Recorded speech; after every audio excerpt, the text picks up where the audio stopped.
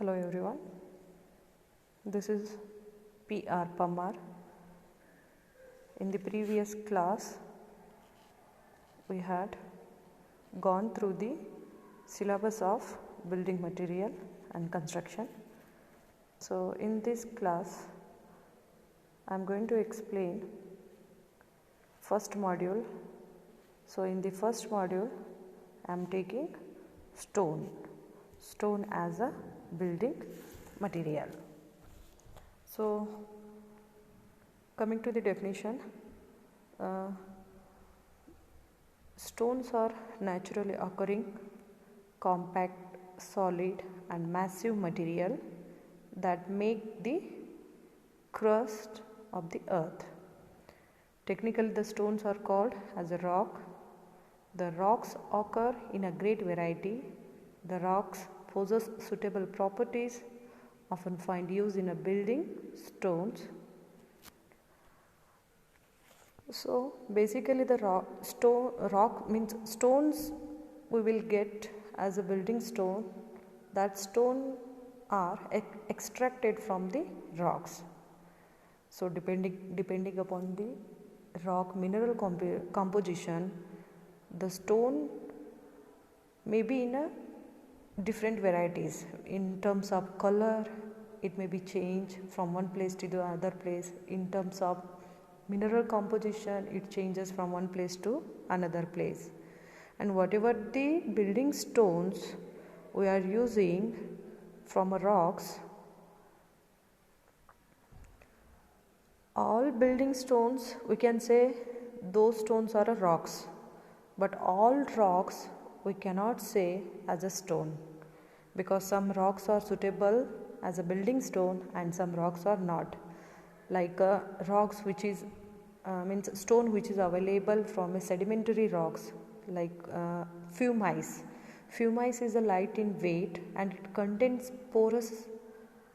Okay, so due to the presence of porous, what will happen? It will absorb the more water, which is not suitable as a construction material. If absorb more water means it reduces strength, durability of the structures. If we used pumice as a construction material, as a stone, so that's why this sentence here means it follows that all building stones are rocks in nature, but all rocks may not be useful as a building stones.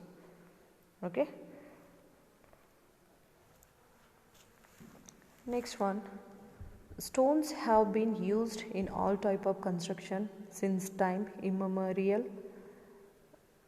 The pyramids of Egypt, the Eiffel Tower, the Temple of Jagannath Puri, the Taj Mahal, the Red Fort, the Great Wall of China and hundreds of historical buildings in each big country are made up of stones. The greatest thing about stone is that they are natural and do not require to be manufactured. Yes, if we compare this building stone with other building material, for example, brick. So brick we are getting as a manufactured bricks, not a naturally occurring bricks, but stones are naturally occurring building material. Okay, and whatever the structures today we are seeing, like a Taj Mahal, pyramid, the Great Wall of China, all these historical structures are constructed by using the stones. Okay, so it shows that stones are structurally strong and durable as a building material.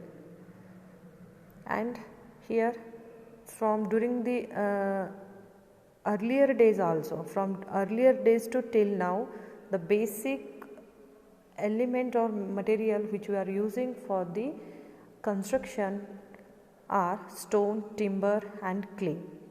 So these are the some images of construction which was made by using the stone: pyramid, Taj Mahal and Great Wall of China. Next, coming to the classification of stone, the stones generally classified in three different category. First one is the geological classification, second one is the chemical classification, and third one is the structural classification. In the geological classification only, once again, three sub classifications are available. First one is the igneous rock, second one is the sedimentary rocks, and third one is the metamorphic rocks. So igneous rocks, coming to the igneous rocks, the igneous rocks which are formed by the cooling of magma, and these rocks are available in a huge quantity in the earth crust. So further, igneous rocks are classified into three types: plutonic rocks, hyperbasal rocks, and volcanic rocks, depending upon the depth of availability of these rocks in the earth surface. So example for the igneous rocks are basalt, dolomite, etc. Next, this image is the igneous rocks, how it will form during the process of extrusion of magma. Means hot, this image will be the hot molten magma. Once it cooled, it will appear in this form. Next, coming to the sedimentary rocks. Sedimentary rocks are formed by deposition of products of weathering on the free existing rocks, or it can be formed newly. So depending upon this formation, further sedimentary rocks are classified in three categories.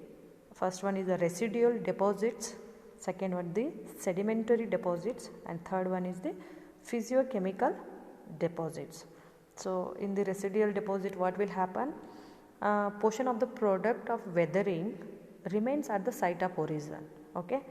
Next, in sedimentary deposit, some insoluble products carried away in a suspension and deposited to in the secondary body.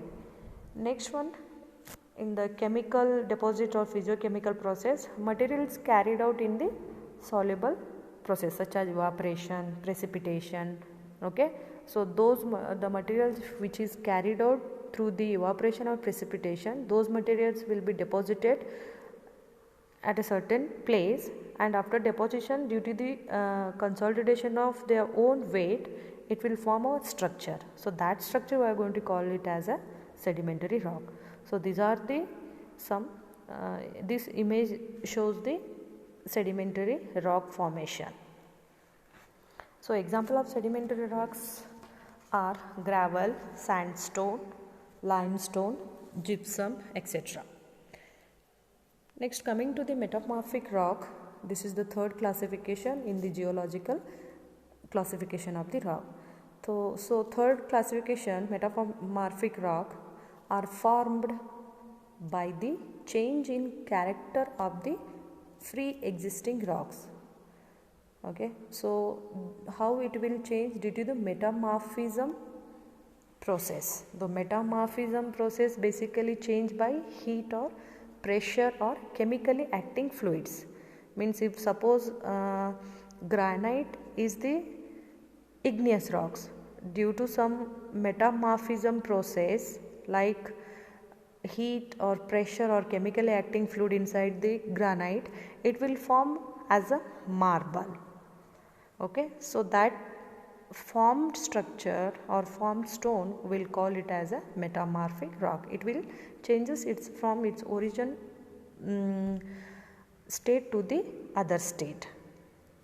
So metamorphism, it may be carried out in a three different way, in terms of thermal metamorphism, in terms of dynamothermal metamorphism, in terms of plutonic metamorphism. So the thermal metamorphism, as it indicate thermal, it is due to the heat changes. Okay, means effect of heat on the stone. So whatever the changes will happen on stone due to the heat, so that process we call it here thermal metamorphism. Next, coming to the dynamo-thermal metamorphism. It is also due to the heat only, but sometimes it combined with the stress, okay, or any external application of load on that particular stone. Next one is the plutonic metamorphism. So in the plutonic metamorphism, what will happen? The changes will appear in that stone due to the pressure and heat. Okay. So this is the about the metamorphic rocks. This shows the marble metamorphic rock, and we can say slate also example for the metamorphic rock. Next, coming to the chemical classification. So on the chemical classification, the rocks are classified in 3 sub stage, that is first one siliceous rock, argillaceous rock and calcareous rock. So as it says siliceous rock, silica is predominant, and these rocks are very hard and durable, not easily affected by the weathering agencies. Okay, so here also I have mentioned in this slide, these rocks have silica as the predominant component, that is more than 50% of the bulk composition of the rock. This includes variety of quartzites. Naturally they are classed among the strongest type of building stones.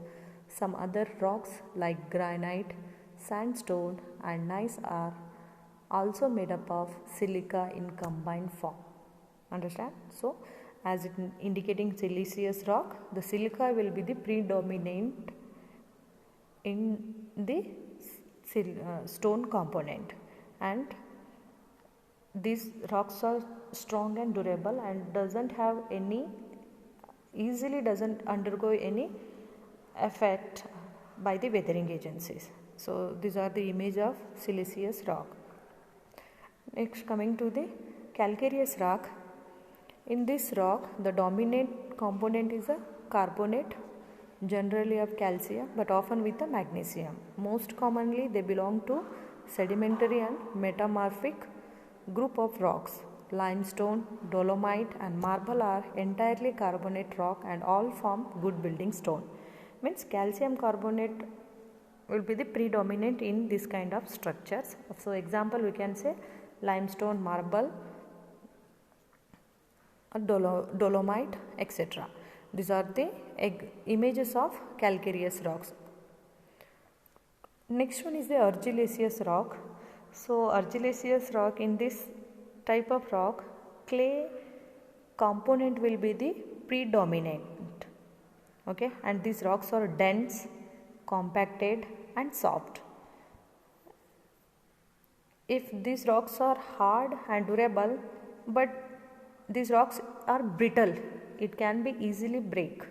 Okay, so example we can say slate, laterite, all those things.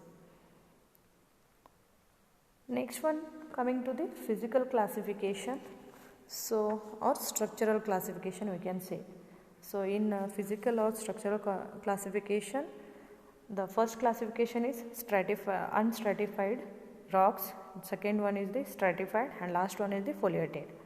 So unstratified rocks structures may be crystalline, granular or compacted.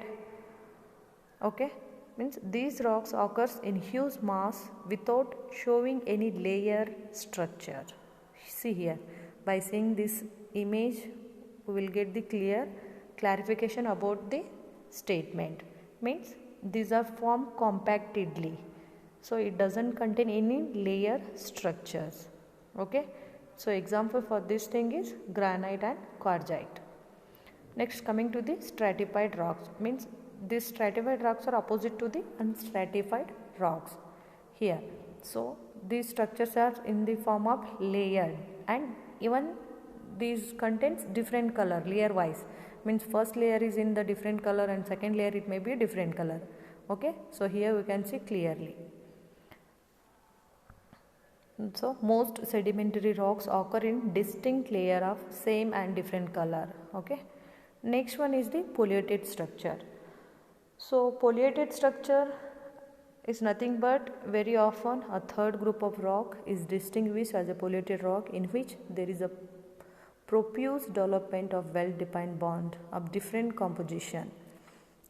So this is the image of polluted rocks. So is nothing but it have the tendency to split up in a definite direction only. If you will break it, it will break the stone in terms of a defined direction. For example, metamorphic rock. Okay, so this is the image of polluted rock and this is the non-polluted rock, we can say. Next, coming to the next one, that is dressing of stones. So dressing of stones, by dressing of stone is meant the process of giving a proper size, shape and finish to the roughly broken stone as obtained from the quarry. So this is done either manually or mechanically, in some case using both the method. Means the stones after being quarried are to be cut into suitable size and with a suitable surface. This process we can say dressing of stones, and this process can be carried out manually or mechanically, using machines or mechanical. So purpose of doing desired shape. What is the purpose of doing this dressing? To get the desired appearance from a stonework. Transport from a quarry, it will be easy and economical. If required size stone will make at the quarry site only, so that required size we can transport easily instead of taking the huge size stone from the quarry at the construction site, and it will be suit to requirement of a stone masonry also. Next, quarry, where we are going to do the quarry, all those things I have mentioned. Dressing up stones, why it is required dressing up stones here. So these are the some, this image shows the how they will do the dressing. Means what, this portion is unwanted, so they are removing this portion by doing the punching. This is one method while doing the dressing up stones. Okay. Next, dressing up stones, here these things I have already explained why we need dressing up stones. Okay. Next, coming to the, these are the some pictures which will stones are appear after the dressing mechanism. Okay, this is. Next, method of dressing, how we are going to do the dressing. So there are different methods are there. So dressing of stones can be done both manually or mechanically. Manually, skilled worker can work wonders on a suitable types of stones with the chisel, hammer and abrasives. Not only they can give excellent finish and polish stones, but also may do carving and engraving that can withstand centuries. Okay, means we can do the dressing by using the manual also and by mechanical also. So why, if we after the dressing up stone, the stones will take the greater load and it will withstand against the whatever the weathering agencies are there in particular site. So next, in the mechanically, special saw fitted machines can cut slabs and any other shape from a rough rocks. These are called rock cutters. Okay, this is here there it is whatever the statement telling over in the above slide. These pictures are the better to understand this particular statement. Okay. Next, so what are the methods they are using? Pitching, hammering, and next one chisel dressing, rough tooling. Okay, all those things are there. So for different types of finished surface or dressing of stones, varieties of finishes stones are available. These are the some stones which will available in a different shape and size or in different surface pattern after dressing. So this is the image. These all images. Okay. So this one we call it as a boosted or drone finish. So booster used to make the non-continuous parallel marks on stone. Okay.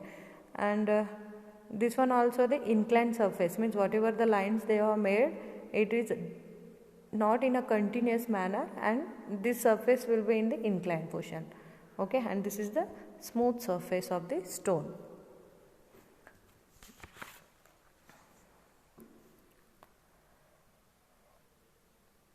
So these are the closed picked fine tooling, punching of dress, all those things are there. This is also one type of dressing of stones. Here in the first slide only, this one dressing of stone, the traditional dressing method applied in a manual dressing are described below. Pitched dressing, in this method only the edge of a block are leveled skillfully by use of hammer. Okay, so means whatever the edges are there here, if this edge will be given a different shape depending upon the requirement by using the hammer. Next one in this method, next one is the hammer dressing. So second one is the hammer dressing. So in this method of dressing, edge as well as the face are reduced to even regular surface. It has pitted appearance on the surface, means the stone which are using as a facing material. So for that we need to consider appearance also. So for such stones we need to have the smooth or level surface finishing. So that one will be done by using the hammer dressing. Next one is the chisel dressing. In this method, straight grooves are made with the help of a chisel at all four edges. The superfluous stone from the center is removed. Chisel dropped stones are specially used in plinth and corner of the buildings. So here in this method doesn't require any skill labor. Only thing they have to take care while doing the dressing, the stone should be strong enough to take the dressing mechanism or load.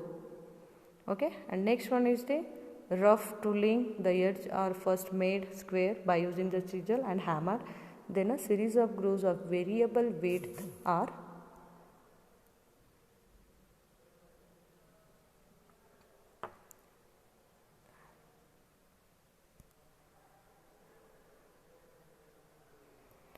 variable width are made.